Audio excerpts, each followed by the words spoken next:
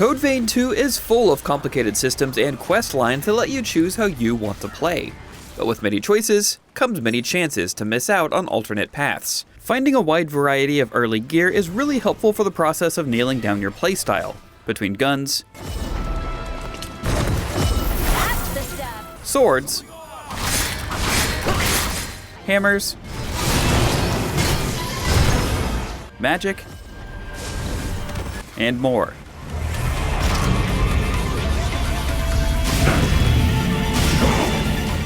Here's how to find a ton of important gear early on. That ring! France, is that you? The first piece of gear you'll want to look out for is the Bat Jail. Jails are special pieces of equipment that let you siphon ichor from enemies in order to power your abilities. And the Bat Jail is much more effective at a distance than your starting jail, Ogre. You'll find it in the Confluence, the place you can go to speak to Lou when you activate save points, also known as missiles. It won't be there the first time you enter, but as soon as you exit the first dungeon you traverse with Noah out into the open world, you can choose to visit Lou at this missile and grab the Bat Jail from the vanity mirror right here. Now that you have a bit more freedom on the map, there are several items you can grab to help enhance your regeneration, your rechargeable method for healing. They're often denoted by these blue diamonds. First, let's head east, with a bit of a caveat. We can't actually reach this diamond yet until we return to the present, as it's in an underground dungeon that's currently off limits. The cavern is off limits. But there are two important things to grab in this small area, so we should go there anyway. The first is in the small church-like building, a golden blood bead, which when used, increases the amount of healing each regeneration does. Next, continue east to the coast where you see this symbol. Activating this will give you the Pathos of Ingrid the Savant. This is a small boost to LP and ichor that lasts until you leave the region or activate a different Pathos. When turning around, you'll see a glowing yellow light. Pick it up to acquire Rising Twirl, a great early forma, or equipable ability, for the dual blades. This does great damage, and you can do a heavy attack on the way down. The other 3 blue diamonds we marked are all golden Nectar. These increase the amount of healing charges your regeneration allows. Fast travel to the nearest missiles, and just swing by to grab them. One thing to note, just by nature of following the main quest, you'll pass by all 3 of these. One's by the ruins entrance,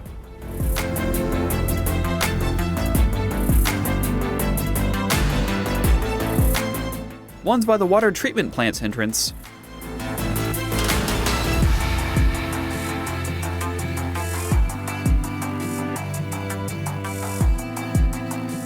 and another is on the main road on the path to Magmel. Magmel is the building furthest through this gate. Once we get there, we'll take the elevator down to the sub-levels.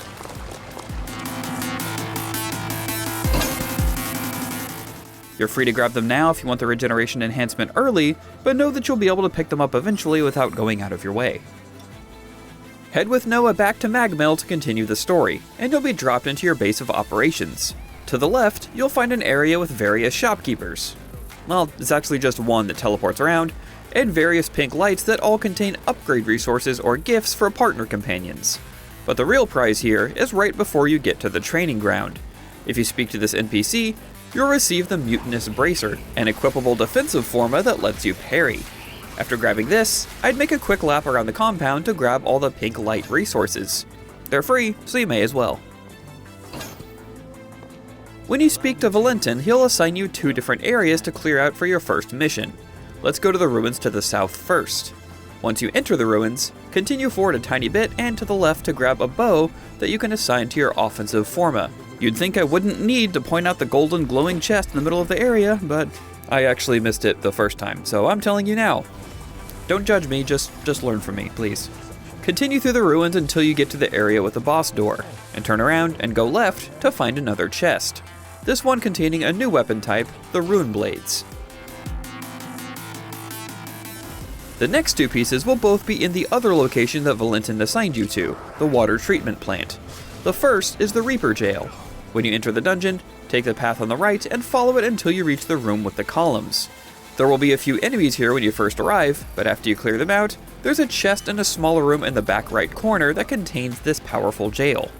For the greatsword, you should see it next to a desk right after a long stairway just before the boss room.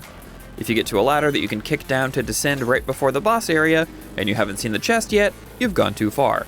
Circle back, and it should be right next to the desk here. After finishing Valentin's requests and continuing the story by heading to Magmel's storage tower, you'll be automatically returned to the present day, but you can go back to the past to save Noah if you wish. Noah's Pathos? Doing this now means facing a pretty tough boss, but even if you don't finish this whole questline, I would recommend at least traveling to the past momentarily, as you'll receive a very powerful offensive forma, Idris's Conceit, and a new blood code. If you don't want to face this tough boss now, simply touch the bond to return to the present. If you do decide to stay in the past and save Noah, you'll receive him as a partner, a new blood code from the boss, and a shield that can cast stone, in the place of Noah's old statue when you return to the present after defeating him. This boss was the first significant skill check for me since he's pretty relentless in his attack patterns, especially in his second phase. In the first phase, you'll want to attack after his third arm swipe where he hits the ground. In the second phase, that same swipe combo gets followed up with an explosion, so you don't want to attack there. Instead, back up and hit him with Idris's Conceit when he goes into his bloodthirsty animation, or after rolling past the purple beam attacks. Whether or not you decide to save Noah, once you return to the present, you can finally go pick up that Nectar we couldn't get to earlier since it was in an underground dungeon. The entrance is right here. You'll have to take the long way around once you're inside to get the Nectar. It can't be. These plants produce a nectar that stimulates regenerative abilities.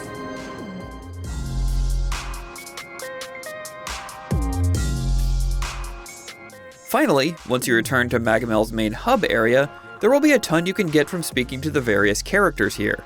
Often they'll have introductory dialogue, and then you'll have to speak to them again, or choose Catch Up to receive anything from them. If you saved Noah, he'll be waiting by the elevator. After speaking to him multiple times, he'll give you a sword, as well as a questline to collect more weapons. Next, to the left of Lavinia, is Iris, a new partner that will join you when you speak to her.